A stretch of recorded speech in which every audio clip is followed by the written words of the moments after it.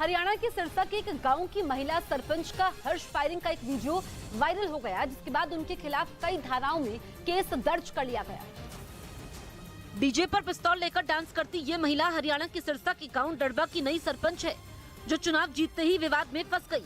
महिला सरपंच का एक वीडियो सामने आया, जिसमें वो गांव की लड़कियों के साथ डीजे पर पिस्तौल लेकर डांस करती नजर आई।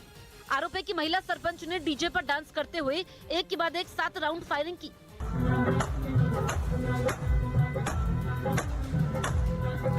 वीडियो वायरल होते ही एक्शन में आई पुलिस ने महिला सरपंच के खिलाफ सरकारी आदेशों का उल्लंघन करने, आर्म्स एक्ट और आईटी एक्ट के तहत मामला दर्ज कर लिया और आगे की कार्रवाई की जांच में जुट गई।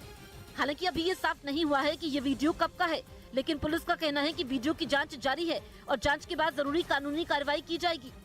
पोलैंड ने एक दिन पहले बयान दिया था कि उसके पास ये साबित करने के लिए कोई सबूत नहीं है कि मिसाइलें रूस की थी। रही बात अमेरिका और बाकी नेटो देशों की, ऑर्गेनिक फार्मिंग करेंगे तो सिर्फ आपकी ही सेहत ही नहीं बल्कि आपके पैसों की सेहत भी अच्छी रहेगी। ऑर्गेनिक फार्मिंग सीखनी है तो फ्रीडम ऐप को अभी डाउनलोड करो। तो वो भी कह चुके हैं कि पोलैंड में गिरी मिसाइलें रूस की नहीं हो सकती, जबकि जेलेंस्की कह रहे हैं कि 2 दिन पहले कीव पर दागी गई रूस की करीब 100 मिसाइलों में 2 पोलैंड पहुंच गई थी और वो नेटो को इसका सबूत दे सकते हैं। उन्होंने मिसाइल के इस मामले की जांच की मांग भी की और पोलैंड से कहा कि वो मिसाइल के टुकड़े देखना चाहते हैं, क्योंकि उन्हें 100% भरोसा है कि पोलैंड में यूक्रेन की मिसाइल नहीं गिरी। Сумніваюсь в тому, що це була не наша ракета або не наш ракетний удар. जिसके बाद रूस भड़क गया और बयान दिया कि यूक्रेन के राष्ट्रपति जेलेंस्की ने पोलैंड में विस्फोट के तुरंत बाद रूस पर गोलाबारी का आरोप लगाया, जबकि ये जानकारी देने वाला यूक्रेन का अधिकारी जानता था कि वो मिसाइलें यूक्रेन की थी, लेकिन उसने सच नहीं कहा और रूस और नेटो में जंग कराने के लिए उकसाऊ बयान देता रहा। लेकिन ना अमेरिका ने और ना ही किसी और नेटो देशों ने उसकी बात पर यकीन किया। खुद रूस पर मिसाइलें गिराने का आरोप लगाने वाला पोलैंड पलट गया, लेकिन जेलेंस्की नहीं मान रहे और बार बार कह रहे हैं कि कीव पर हुए हमले के दौरान रूस की 2 मिसाइलें पोलैंड जा पहुंची, जिनसे 2 लोगों की जान चली गई। लेकिन यूक्रेन को बर्बाद करने पर उतारू पुतिन पर बाइडेन ने भरोसा दिखाया। करीब 9 महीने से चल रही जंग में शायद पहली बार ऐसा मौका आया जब अमेरिका ने आंख मूंद कर रूस के खिलाफ बोली गई बातों पर भरोसा नहीं किया और जांच की रिपोर्ट आने का इंतजार किया।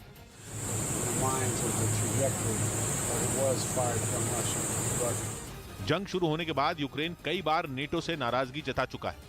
उसने ये तक आरोप लगाया था कि नेटो उसे समय पर हथियार नहीं दे रहा, क्योंकि वो नेटो का हिस्सा नहीं है। लेकिन कहा जा रहा है कि इस बार उसने पोलैंड को प्यादा बनाया और नेटो को रूस से जंग के लिए उकसाने की कोशिश की। लेकिन लगता है कि नेटो ने जेलेंस्की की चाल पकड़ ली, क्योंकि यूक्रेन पोलैंड के बहाने नेटो को जंग में घसीट सकता है और इसीलिए उसने ये चाल चली। लेकिन रूस और कुछ हद तक बाइडेन ये समझ गए कि जेलेंस्की चाल चल रहे हैं, क्योंकि हो सकता है कि रूसी मिसाइल को रोकने के लिए दागी गई मिसाइल मिसफायर होकर पोलैंड में जा गिरी हो। यूक्रेन के पास जो मिसाइलें हैं उनका एक बड़ा हिस्सा रूस में बनता है, तो संभावना है कि पोलैंड को मिला मिसाइल का मलबा यूक्रेन की उसी मिसाइल का हो जो रूस में बनी थी।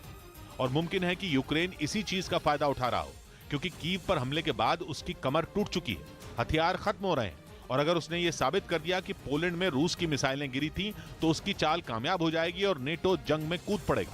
लेकिन लगता है कि पुतिन और बाइडेन दोनों ने जेलेंस्की की साजिश का पता लगा लिया है, वरना दोनों पोलैंड में मिसाइलें गिरने के मामले में एक जैसी बातें नहीं कर रहे होते। यूक्रेन के एयर डिफेंस सिस्टम पर हमले का एक वीडियो सामने आया, जिस पर ड्रोन से बम गिराया गया, जिसके टारगेट पर हिट होते ही जोरदार धमाका हुआ और आग की लपटों के साथ एयर डिफेंस सिस्टम पर लगे रेडार से धुआं निकलने लगा और पलक झपकते ही यूक्रेन का ये घातक हथियार तबाह हो गया। इस हमले में यूक्रेन के कई सैनिक भी घायल हो गए। दावा किया गया कि रूस ने ड्रोन से यूक्रेन के एयर डिफेंस सिस्टम को निशाना बनाया और उसी ने हमले का वीडियो भी जारी